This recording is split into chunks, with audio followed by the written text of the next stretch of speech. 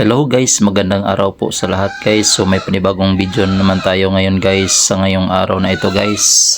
Happy New Year sa lahat guys. Ano tayo ngayon 31. So may gagawin tayo ngayon guys. So mag-wirings ako ngayon ng mini drive. Sariling diagram ko na to ang gagawin ko kasi wala to ring papel na kasama na diagram. So abangan nyo na lang yung ko guys, yung gagawin ko. Ngayon i-actual ko sa inyo guys.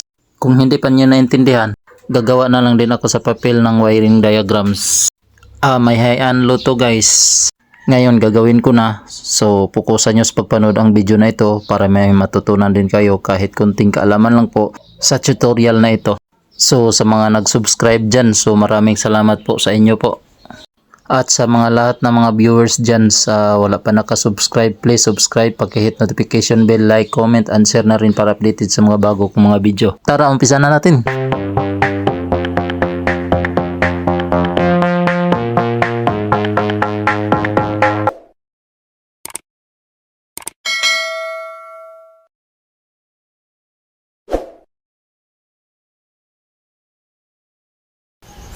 Ayan guys, umpisahan na natin guys. Ayan.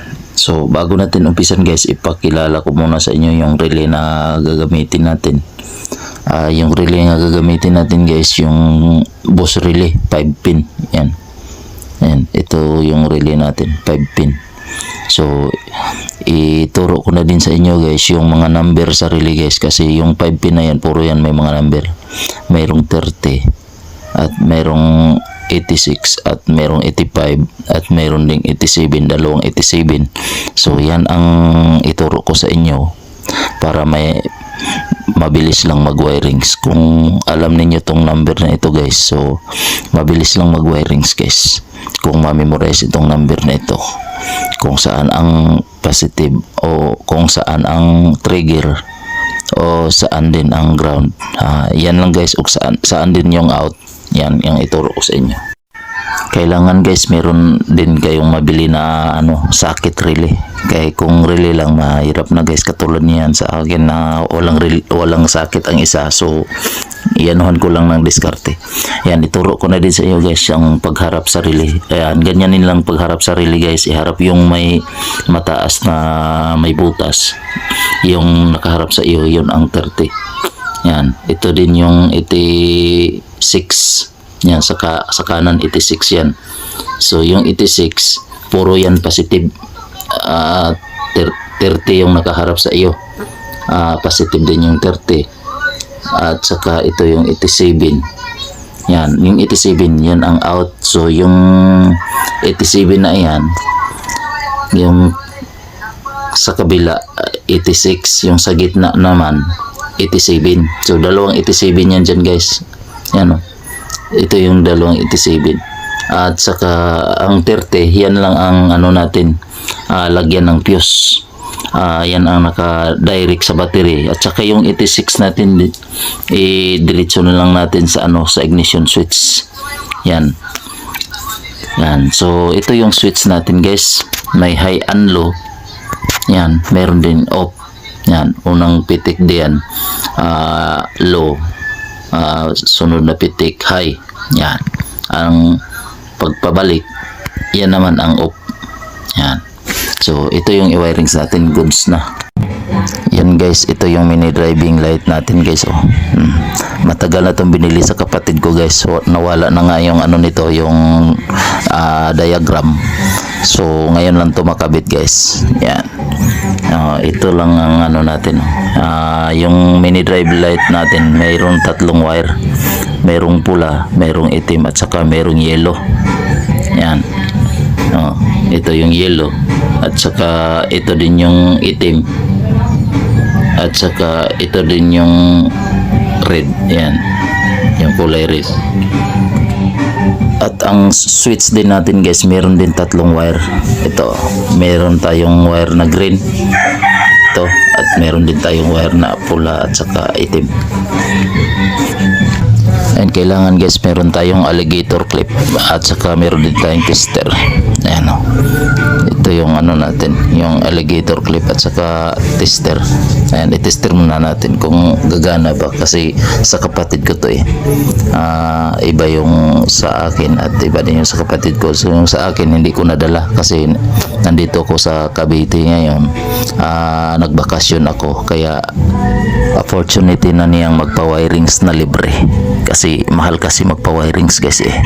So pinakamura diyan, singilan ka ng 400 or 350.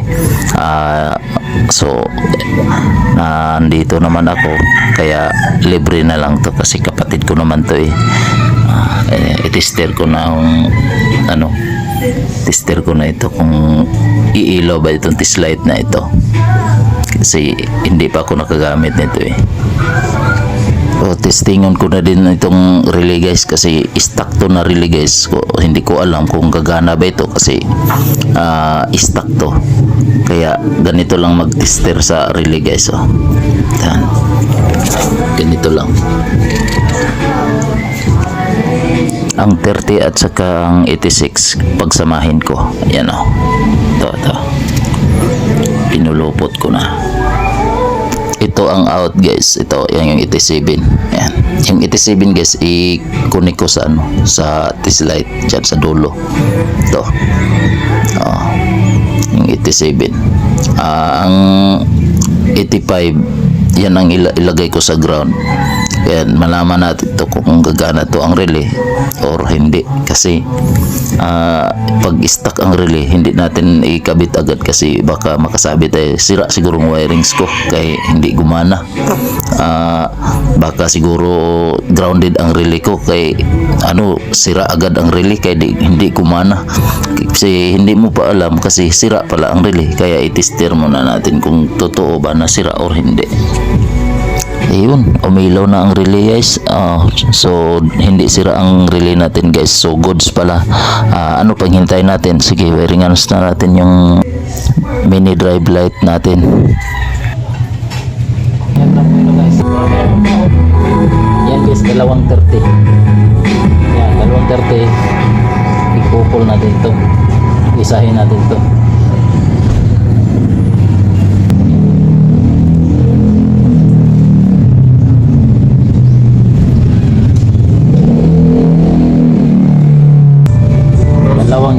Isahin din natin to. Ito yung trigger. Ayan, ito yung mga kaboy tabs. Ayan, ito yung power natin.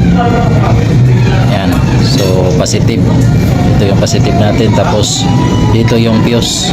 Ayan, binunot ko lang yung fuse kasi mag-wirings pa tayo para iwas tayo sa spark pa. Kailangan tanggalin natin yung fuse bago tayo mag-wirings dito sa relay. Ayan. Yan, bago tayo mag-wirings dito sa relay. So, yung dulo nito mga kaboy taps, nandito na din yun sa yan, itudugtong na lang natin to. Yan, ito yun. Ito yun ang dulo. So, idugtong natin dito sa 30. Yan, dalawang 30 sa dalawang relay. Dalawang 30 yan. So, isang fuse lang ang nag-drive yan. Dito isang fuse lang ang nag-drive sa dalawang relay. So sa 30 lang tayo. Dito sa 86 hindi na tayo maglagay ng fuse, diretso na lang tayo sa ignition switch kasi may fuse naman din yung ignition switch eh.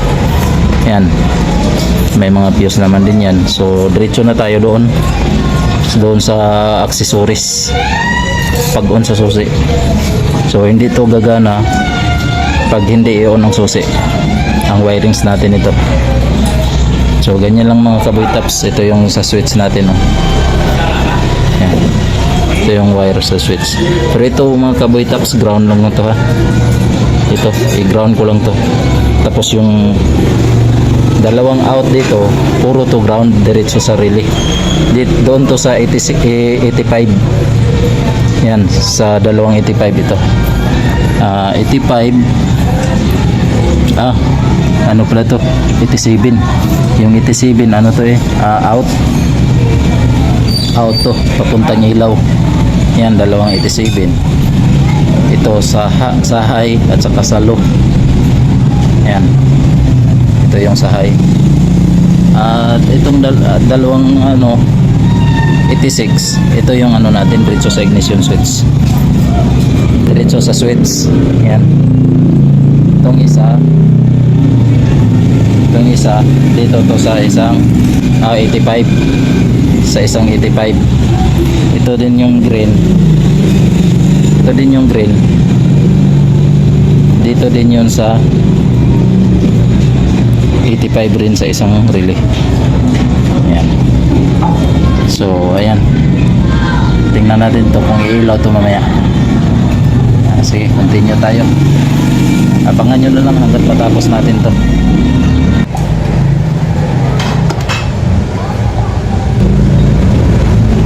Ayan ang mga kabultams. Meron tayong tatlong wire ito sa ground. So sa battery lang tayo magkuha ng ground mga kabultams para walang loose contact. Hindi na tayo mag-body ground.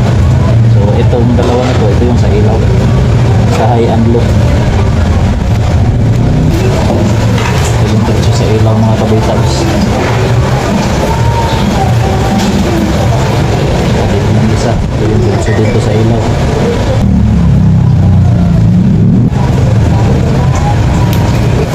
Ayan mga kabultams, meron na din tayong dalawang wire para sa switch high and low.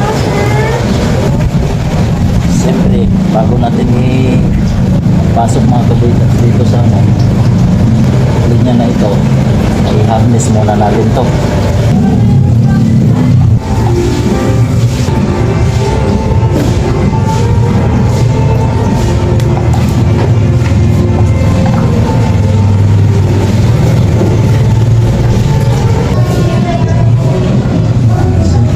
Kapit na natin ito ground para malaman natin kung saan ang high at saan ang low.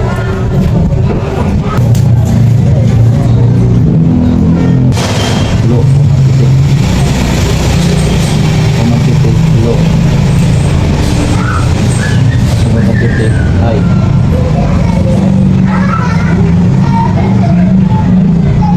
Okay.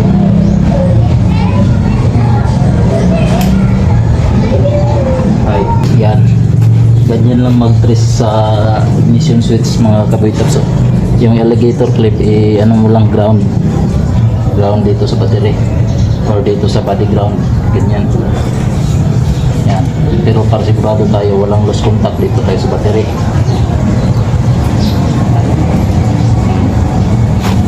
So tusukin muna dito natin kung saan ang power.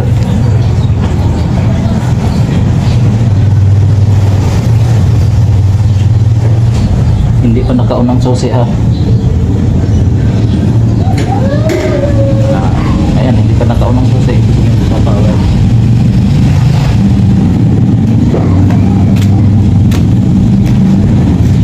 So sunod na hanapin natin dito yung accessories.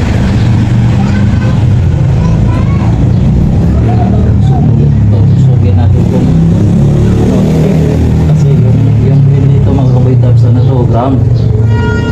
ground to ang grill. Yan. So dito tayo sa itim. Yan. Wala. I-try natin yung unang susi.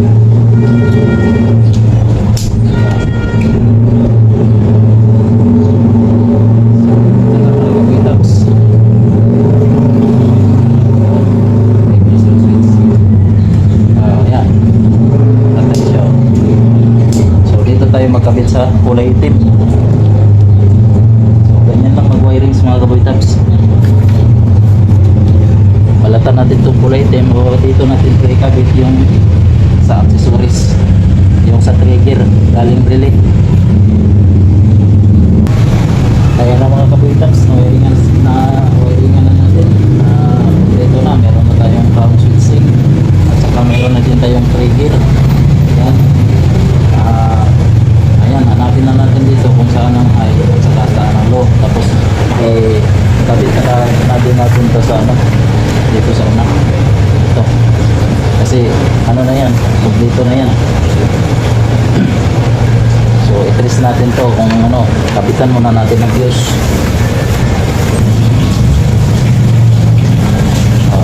Tapos na sa elevator plate natin. Dito tayo sa negative market. Yan. Tapos ito yung out. Hanapin natin dito yung ano, yung unang pitik, yun ang low. Pangalawang pitik, yun ang high. So hanapin natin dito sa itong dalawa na ito na wire na kulay puti. Ayan, unang pitik. Isa.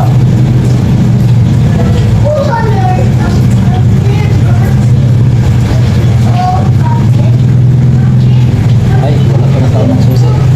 Tuloy mo na natin ng susi.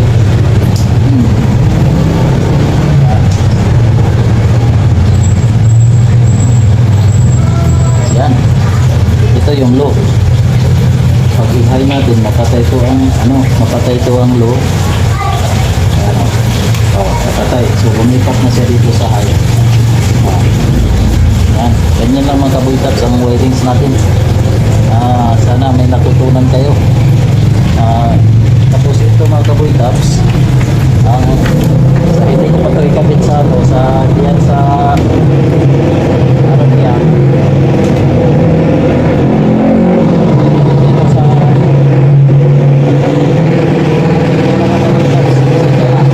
diyan kasi. So yung mga motor na yun occupied. Dito mga kaboy taps, sa hindi ko pa ito ikabit dito, ikabit ko muna yung wirings. Pakita ko sa inyo kung paano natin ito ikabit. So hanapin natin dito yung dalawang itim. Yan. Yung dalawang itim mga kaboy taps, isahin natin. Yan. Kasi ground to mga kaboy taps. So i-ground natin to. Dito natin ilagay sa ground. Yan. So ground. Nagkuha tayo ng ground galing battery. Tapos ang susunod mga kaboy taps, ito na naman yung apat. So ito puro pula, i-couple din itong puro pula. Yan. Yan. Sa susunod, itong puro yellow, isama din itong puro yellow. Yan. Ito na yung high and low. Hanapin natin dito sa dalawa dito. I-ground muna natin to. Ito. Tapos hanapin natin dito kung saan ang high. Yung high nito mga kaboy taps kulay puti. Yan. So dito tayo mag-testing sa battery.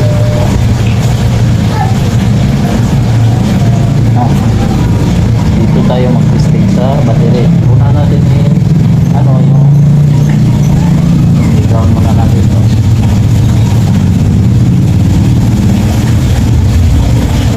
Balatan muna natin. White ba ang ilaw na ito or yellow? Ayan, kulay pula. Walang pagkalang mga taps, walang matawag.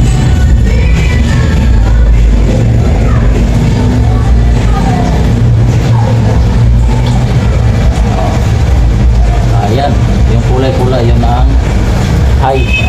Yung kulay pula, yun ang high. So, alam na natin kung saan na high. Kulay pula. Itong kulay yellow, ito yung yellow din ang ilaw niya. Ito yung low.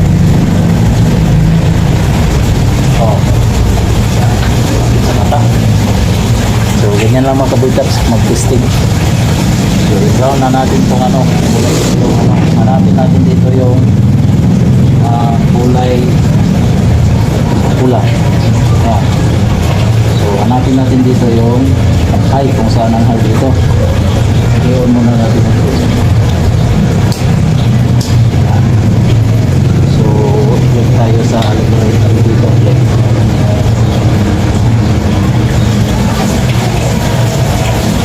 Tapos i-on natin ang switch. Unang pitik. Yan, ito ang unang pitik. So dito natin ilagay ang loop, yung kulay yellow.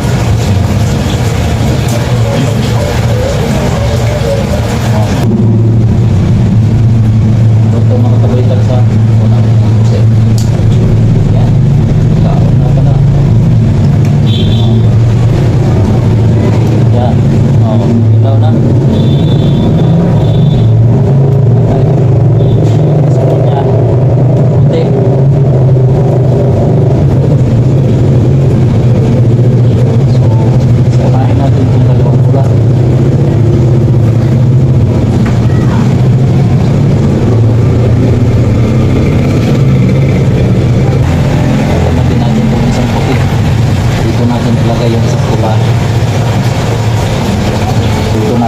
guys. Ganyan lang mga kabigkat. So, unang pitik, yellow. Yan. Pangalawa, white. Yan ang height.